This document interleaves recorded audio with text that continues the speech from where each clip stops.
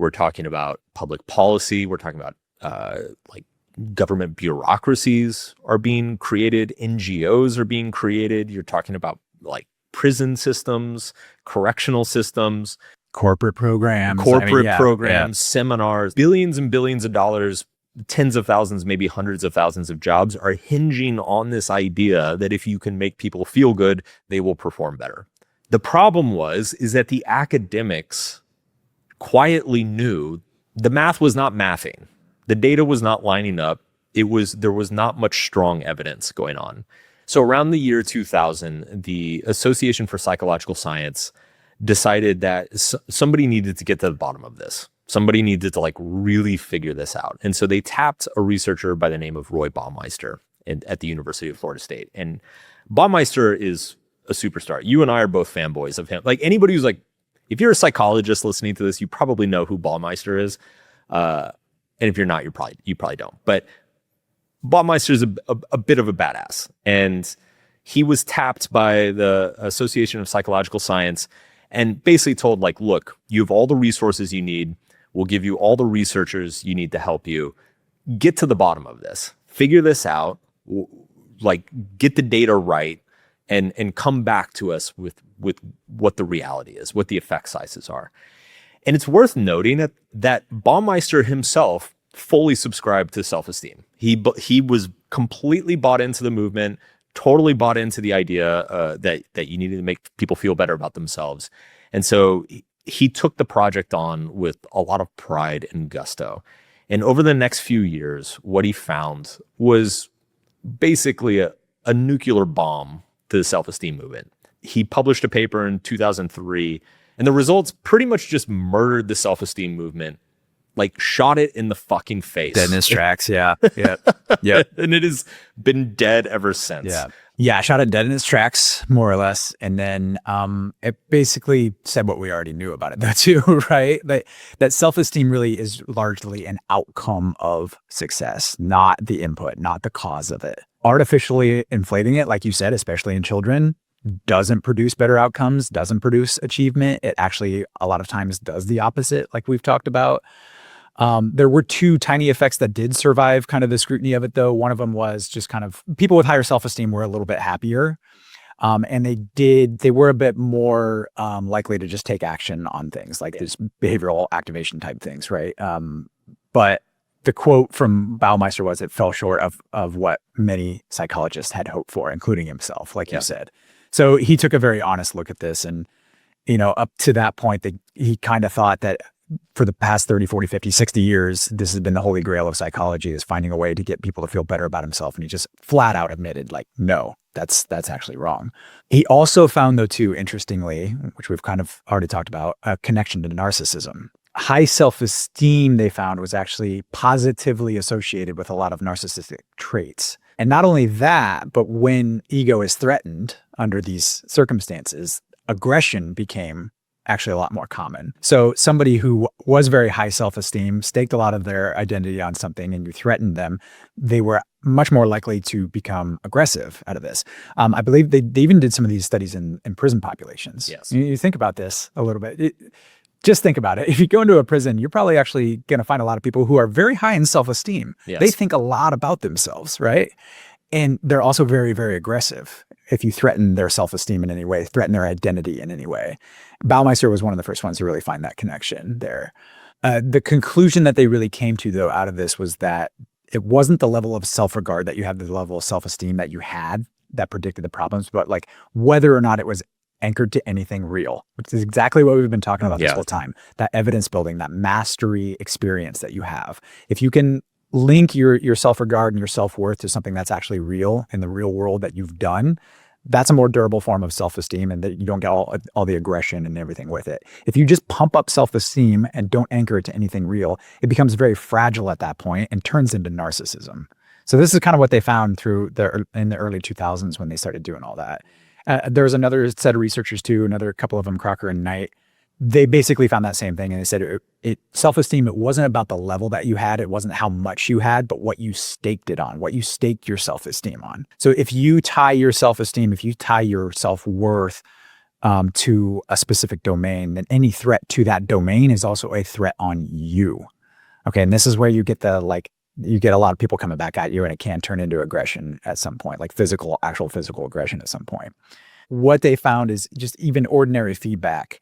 If you've placed all your self-esteem in this one area and you get ordinary feedback from it, you'll get very defensive with it too. I don't know about you, but there's definitely been times in the past where I stake a lot of my self-esteem on being the smart kid or whatever. Like I was good in school and like went to grad school and like had this whole identity around being smart, and any perceived slight of my intelligence, I would get incredibly defensive about it. Yeah. And even lash out at people sometimes too, or just be like, oh, fuck you. You don't know, you're dumb, whatever. You don't know what you're talking about. And I had to kind of really sit and wrestle with that for a long time. It's interesting because by my definition, that's not self-esteem, right? Like if you're having if you're having to defend yourself all the time, you don't have a whole lot of self-esteem around right? You clearly don't feel great about yourself. Right. So it is, I mean, maybe at some point we'll do an episode on self-esteem, but I've always felt like one of the core issues of self-esteem has just been a definition problem and a measurement problem. And it is interesting because if you do go back to some of those original researchers and writers in the 50s and 60s,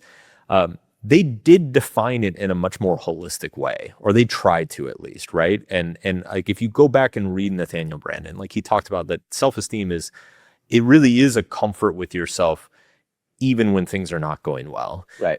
It is a willingness to be different or be rejected or to have your ideas not accepted because you feel comfortable enough with yourself, right? And this is often the difficulty with psychology, is that when it comes time to measure things, it's very difficult to measure psychological processes and psychological experiences. And so to get some form of measurement, you have to boil things down into like a simple survey.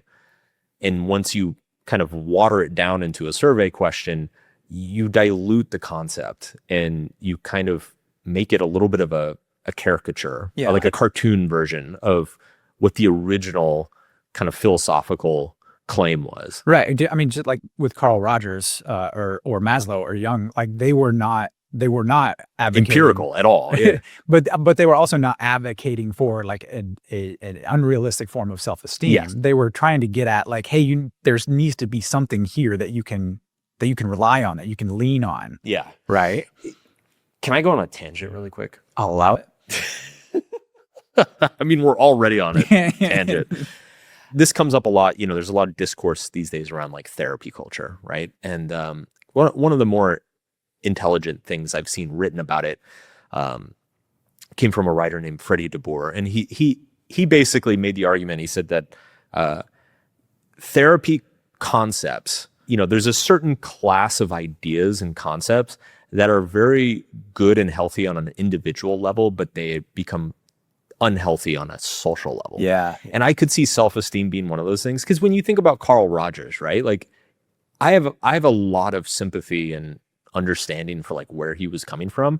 If he was a clinical psychologist, right? He's working with individual people. People are coming to him with like massive life issues, huge crises going on in their lives. And they're probably coming in being unbelievably harsh on themselves. And so, of course, he rightly observed, which I think all of us have observed the same thing. Like all of us know somebody in our lives that is irrationally hard on themselves and makes themselves miserable quite frequently because of the amount of self-judgment that they have.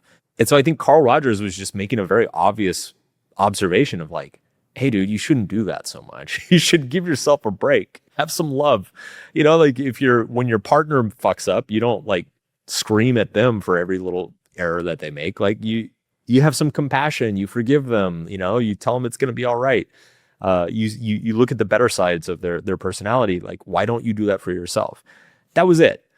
I think what the self-esteem movement is, they tried to take that concept that was true in the micro and then make a macro version of it. And it's like, well, let's just make everybody feel great about themselves. And because then clearly it will map, well onto society. And I just think it's one of those concepts that it just doesn't work that way. It was same you kind can't of thing scale it with Peel, where he's like, this worked for me, so it should work for everybody, right? Same fallacy. Thing. Yeah, whatever it is, a technique, a therapeutic modality, whatever it is, working on the individual level. Once you scale it, then it just gets perverted.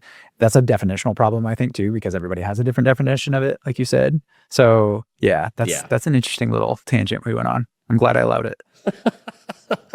You should feel good about yourself for allowing that. No. Where this like gets into problems though too. So the Crocker and Knight, the whole thing around staking your self-esteem on a single domain somewhere, right? You've also talked about this before too, about like diversifying your identity, yes, right? If you do stake your identity on too many things, this is something I definitely realized where like a long time I was just like, well, I gotta be a smart person or whatever it is, right? And that's a very fragile way to live. Yes. So you need, you know, maybe there's some relationships you need to stake your identity on as well. Maybe there's other areas, maybe there's hobbies, maybe there's whatever.